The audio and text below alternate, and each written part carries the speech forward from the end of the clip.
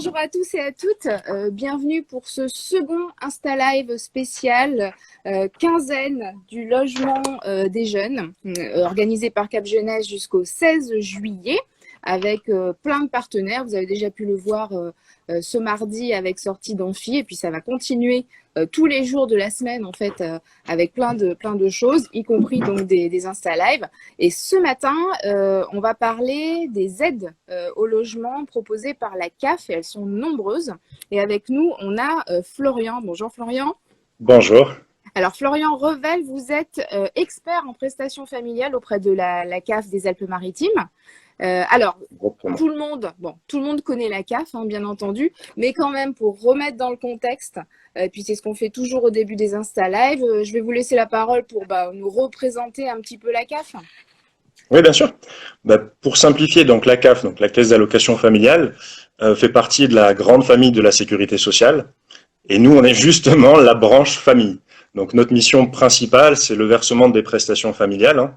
Donc on a des très connus, hein, les allocations familiales, hein, comme le nom l'indique. Ouais. Mais elles sont diverses et variées. Et parmi elles, on a des prestations pour la famille, des prestations qu'on appelle des minima sociaux quand les personnes sont vraiment en difficulté. Et puis celles dont il est sujet aujourd'hui, les fameuses aides au logement. Hein.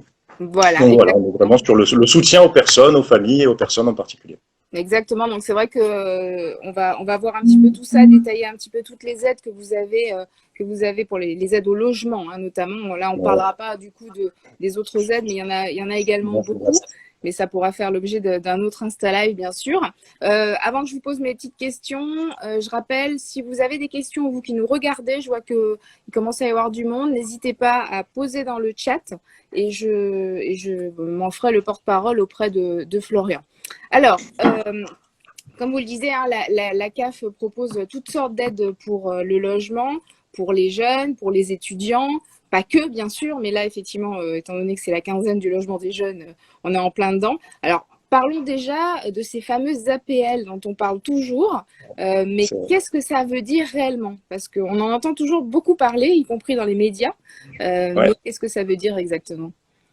Alors, ça a changé récemment, hein, depuis un petit peu plus d'un an. Et maintenant, quand on parle des APL, en fait, on parle des aides personnelles au logement au sens large. Et ça regroupe plein de petites aides différentes au logement.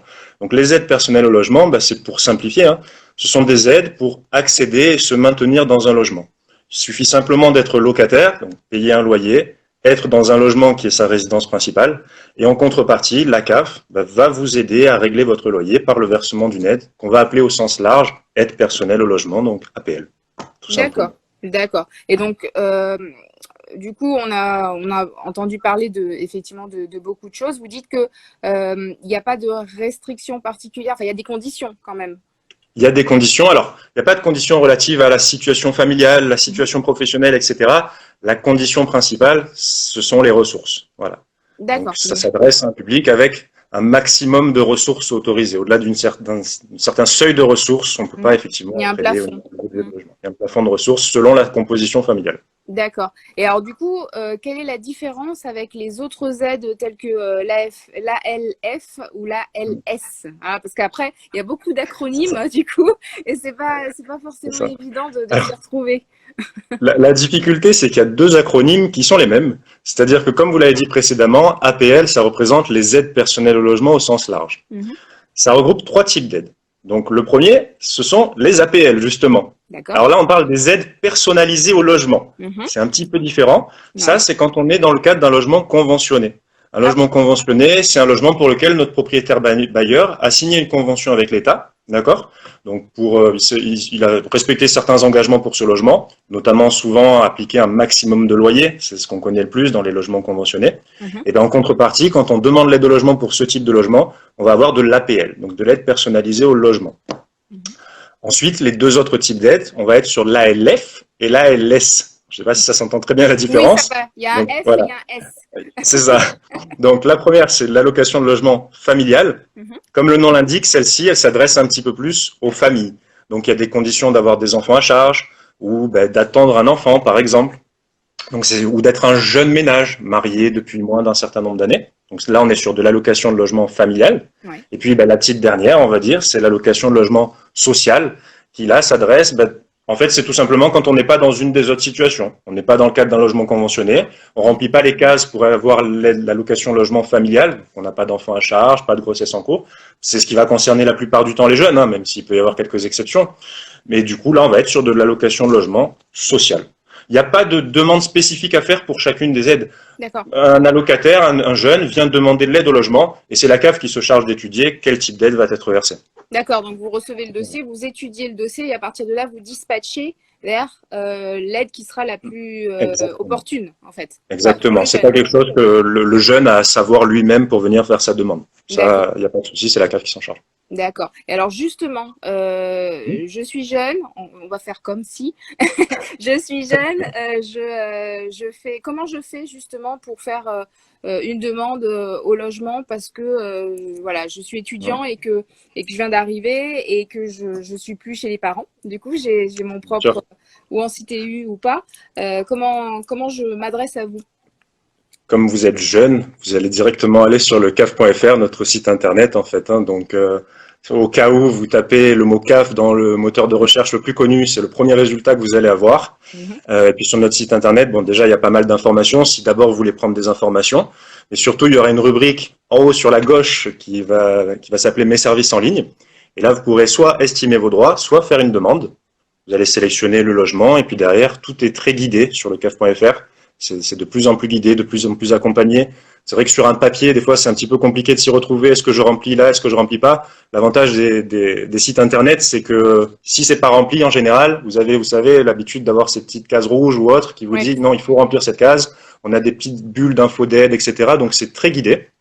Et l'avantage, quand on utilise le caf.fr, que c'est souvent plus rapide. Pour nous, tout est dématérialisé, c'est plus fiable, c'est plus sûr et le traitement derrière est plus rapide. Donc, j'ai un seul mot, c'est le caf.fr. C'est caf.fr, effectivement, où ça fonctionne en fait sous une forme de simulation, hein, c'est ça? Exactement. Dans un premier temps, vous pouvez faire une simulation. Alors, il y a deux choses. Déjà, dans un premier temps, vous pouvez faire une simulation. Et dans la plupart des cas, après, il peut y avoir toujours des cas exceptionnels où vous avez une situation plus particulière. Dans la plupart des cas, à la fin de votre demande, vous aurez un récapitulatif et une estimation d'ailleurs de vos droits par rapport à ce que vous venez de déclarer lors de votre demande. D'accord. L'avantage aussi, c'est plutôt intéressant de savoir à peu près ce à quoi m'attendre. D'accord. N'hésitez pas à poser vos questions, hein, surtout, je les donnerai à Florian s'il y a des choses en particulier.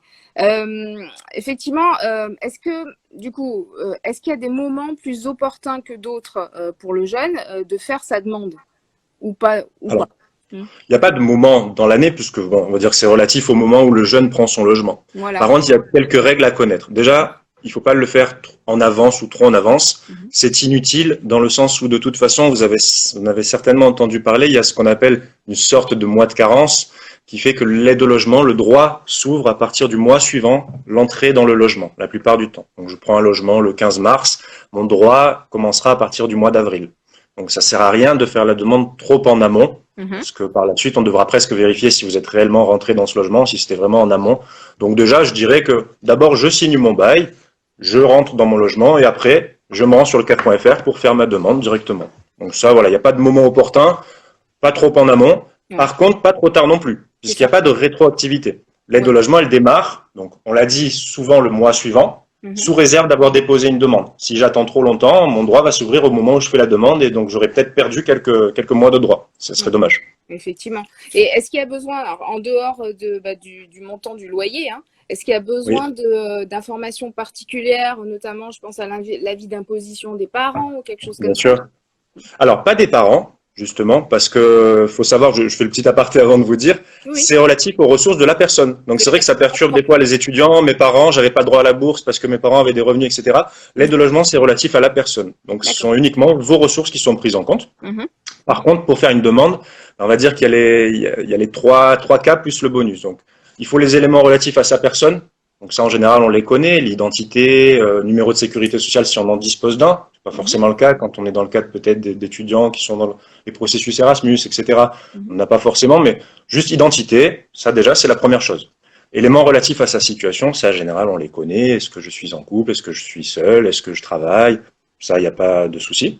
Et les derniers sont les éléments relatifs au logement. Alors là, il vaut mieux avoir son bail sous les yeux ou pas loin, puisqu'on va vous demander lors de la demande votre propriétaire, votre bailleur, est-ce que c'est une agence, est-ce que c'est une personne physique, ses coordonnées, le montant du loyer. Donc, il vaut mieux avoir sous la main le bail pour avoir tous ces éléments. Et le dernier, le petit bonus, c'est le relevé d'identité bancaire, hein, pour qu'on puisse vous faire les paiements. Donc, c'est pareil, on le déclare juste sur le CAF.fr. Donc, on a juste à le recopier, mais je connais peu de gens qui connaissent de tête leur RIB. Hein. Oui, non, c'est vrai que déjà que le numéro de sécu... déjà, le numéro de sécu, c'est compliqué. Voilà, c'est moyen qu'on a peut-être les premiers chiffres, mais après, un peu compliqué. Mais c'est vrai que, oui, c'est vrai que ça peut être... Justement, vous parliez tout à l'heure d'Erasmus. Est-ce que les droits, les aides au logement aussi fonctionnent pour les étudiants étrangers? Oui, alors, étrangers, quand on parle d'étrangers, on va différencier deux catégories, vu qu'on est dans l'Union européenne. On va différencier les étudiants de l'Union européenne, donc souvent processus Erasmus, des étudiants étrangers. Donc, étrangers hors Union européenne, ils doivent disposer d'un visa. La plupart du temps, ça va être un titre de séjour qui s'appelle un visa, et en fonction de ça, ils pourront percevoir ou non les aides au logement. C'est vraiment un document qui va ouvrir ou pas des droits. Pour les étudiants de l'Union européenne, il suffit simplement de justifier que l'on est étudiant, donc un certificat de scolarité, et justifier de certaines dispositions relatives aux ressources. Mais ça, c'est simplement des déclarations sur l'honneur à faire lorsqu'on fait sa demande sur le CAF.fr. Donc, il y a facilité d'accès, même pour les étudiants européens, pour les aides au logement. D'accord, donc ça fonctionne très bien aussi.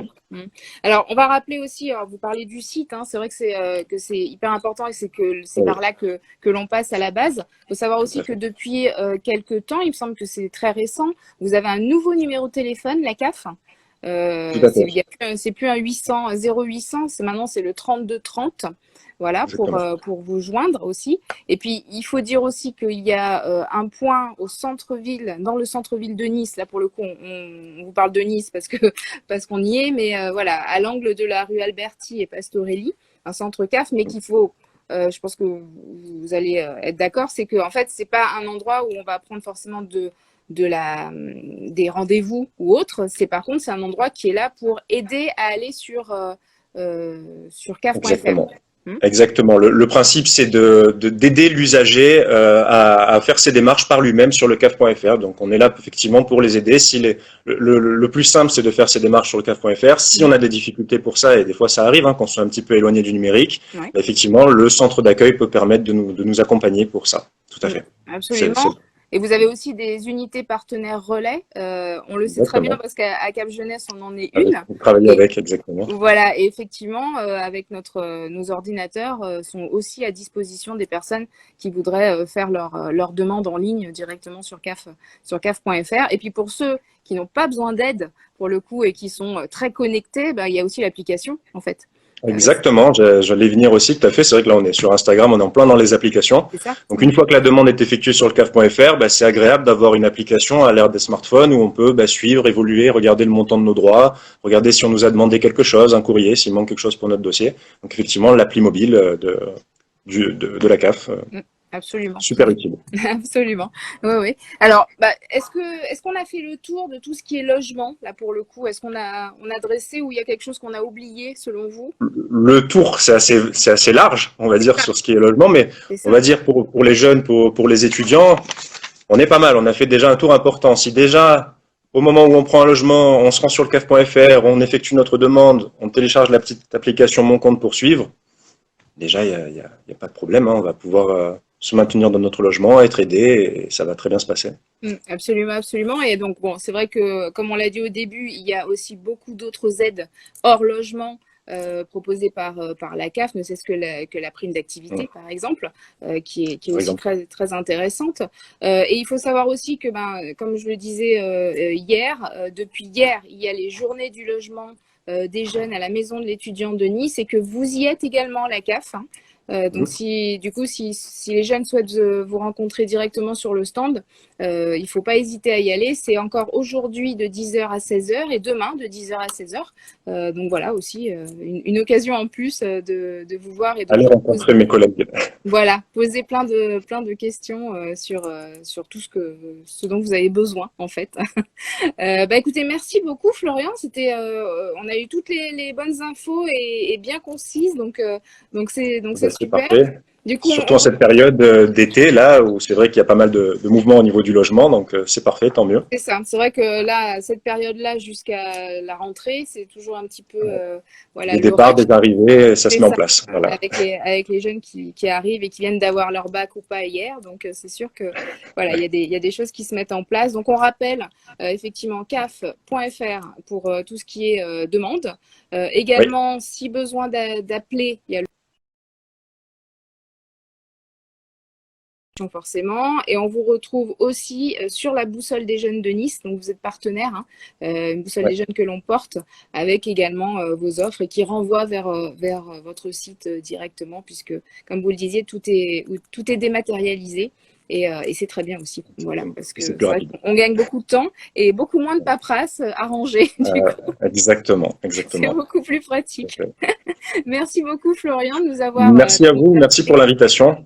je vous en prie, merci. Et donc, nous, on se retrouve pour un prochain Insta Live. Ce sera la semaine prochaine, mardi après-midi. Et là, nous serons avec le CLAGE qui propose aussi beaucoup d'aides, notamment, du coup, qui parle aussi de la CAF, mais qui fait un petit peu le panel de toutes les aides au logement pour les jeunes de 18 à 30 ans. Ça sera également très intéressant. Voilà. Merci beaucoup, bonne journée et à Merci à bientôt. vous aussi. À bientôt. Au revoir.